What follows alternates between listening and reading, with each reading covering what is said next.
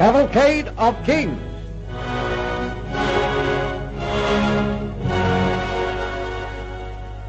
Queen Anne.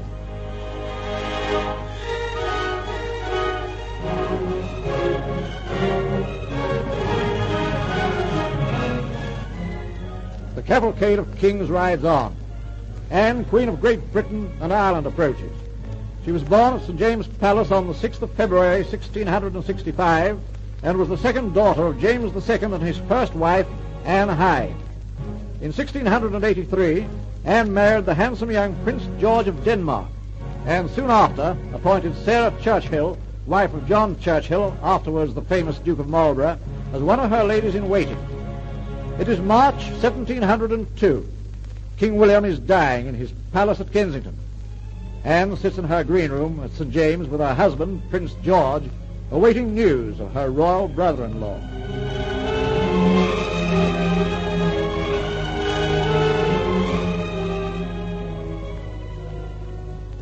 If only there was some way in which we could help him. But we can do nothing but sit here and await the end. Poor William. A brave king, a fractious horse, and destiny in the shape of a molehill. It is too bad. William deserved a grander fate than that, Anne. Yes, I can see him at the head of his army, leading his troops to battle, dying as he turns defeat into victory. Instead of which, he is dying of the ague and a lacerated lung, which was caused by a broken collarbone. He tried so hard to promote a more kindly relationship between Mary and me, but failed. Mary's only reason being that she loathed and detested my dear friend, Sarah Churchill. You were not to blame for the unhappy state of affairs which existed between your sister and yourself. Mary was ever unduly harsh and bitter towards you, Anne. Hush, dear. Mary is dead. I bear her no malice. Are you cold, dear? No, George. I don't know what made me shudder. Unless... William. I wonder... Anne, have you thought of the colossal task that lies before you, and of the responsibilities which will fall upon your shoulders when William passes and you become queen of this great and glorious kingdom? Yes, George. And whilst I know my path will be beset with many thorns, I have faith in God, to whom I pray nightly for guidance, to give me courage and strength of purpose to do my duty, loyally and faithfully to England and her people. At the moment all is chaotic. No orders are obeyed, no faults punished, because of the ill intelligence amongst those in authority and the dissensions in the council. I mean to put our house in order, George, and you are going to help me do it. I help you, Anne?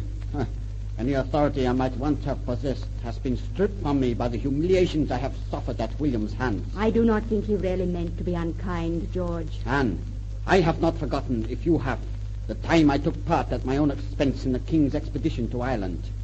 I fought for him and served him loyally, but he ignored my presence during the campaign and even refused me a seat in the royal coach. Later, when William was on the point of leaving for the war in Flanders, I begged in vain to serve at sea as a volunteer without any command.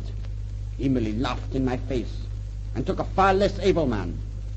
These are not the only occasions when William has humiliated me to the dust, and if I had not loved you so well, Anne, I could not have borne my sufferings. Does my love mean so much to you, my dear? More than you will ever know, beloved. News at last. Enter. My Lord Bishop. I bring sad tidings, my daughter. The king has passed away. Poor William. God rest his soul.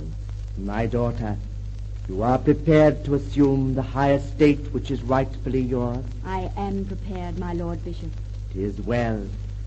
Our late king's ministers will arrive at any moment to confer with you, my daughter. Enter. Your privy councillors have arrived, madam. Admit my lords immediately. Yes, madam. Enter, my lord. My lords, I am extremely sensible of the general misfortune of this kingdom, in the unspeakable loss of the king, and of the weight and burden which has fallen upon my shoulders. The great concern I have for the preservation of our religion and the laws and liberties of my country are very dear to me. And you may depend upon it that no pains or diligence shall be wanting on my part to preserve and support them, to maintain the succession in the Protestant line, and the government in church and state as it is by law established. Madam, England is fortunate in possessing such a worthy successor to our late beloved sovereign. What say ye, my lords? I thank you, my Lord Mulgrave, and my lords. I think it is proper, upon this occasion of my first speech to you, to declare my own opinion of the importance of carrying on the preparations we are making to oppose the great power, France. And I shall lose no time in giving our allies all assurances that nothing shall be wanting on my part to pursue the true interest of England, together with theirs for the support of the common cause. My lords, I know my heart to be entirely English, and I can sincerely assure you that there is not one thing you can expect or desire of me which I shall not be ready to do for the happiness and prosperity of England.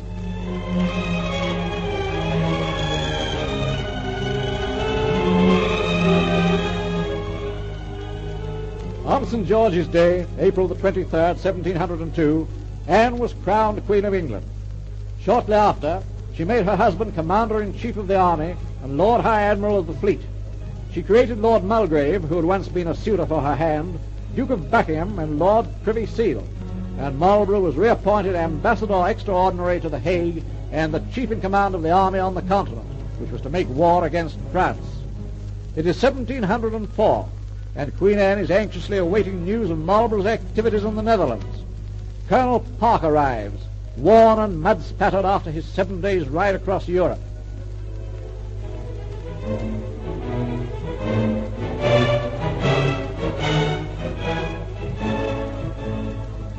Colonel Park, I insist that you drink a glass of wine before you speak. You are well nigh exhausted. I shall pour it for you myself. Here, drink it. 'Twill revive you. Thank you, Your Majesty. Wine is almost as good as the glorious tidings I bring from Marlborough. We have been victorious. It is the greatest victory since Agincourt, Your Majesty.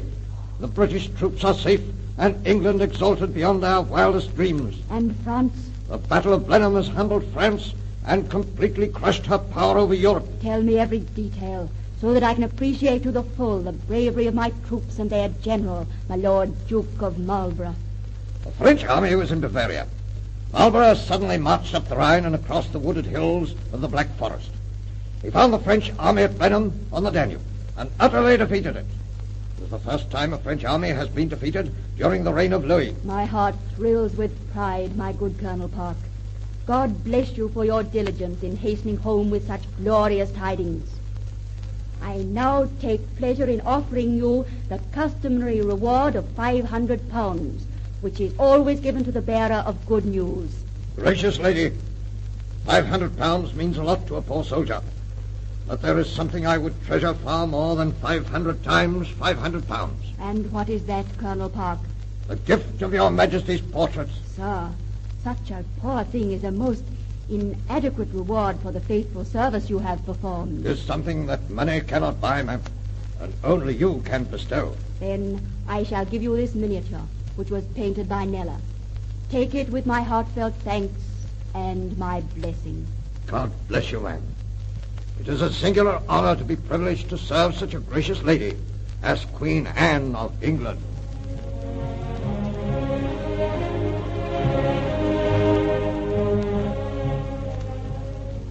In 1708, Prince George died, a blow from which Anne never really recovered. Burdened during the whole of her reign by foreign wars, she never wavered, and once in 1703, when Godolphin failed her and Marlborough threatened to resign, the Queen alone stood firm for the ardent prosecution of the war until the time arrived when all political reasons for continuing it were ended. It is August the 1st, 1714. Queen Anne is dying. Her ministers are with her, amongst them being the Duke of Shrewsbury.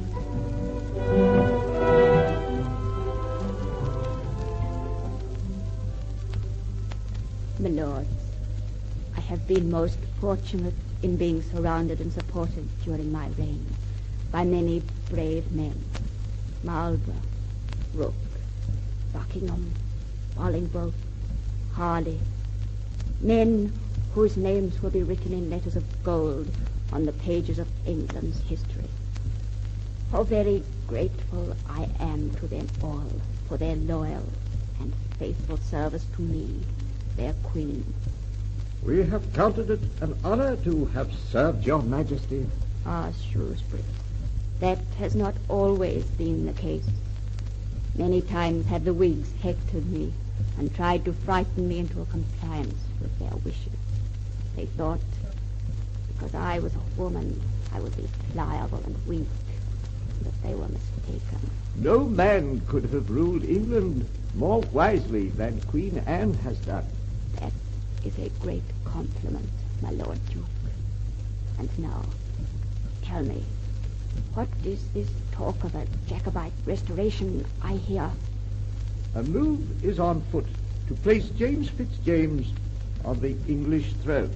Then I shall frustrate the intrigues of these disturbers of our peace by placing the white staff of the Treasurer's office in your hands, my Lord Duke.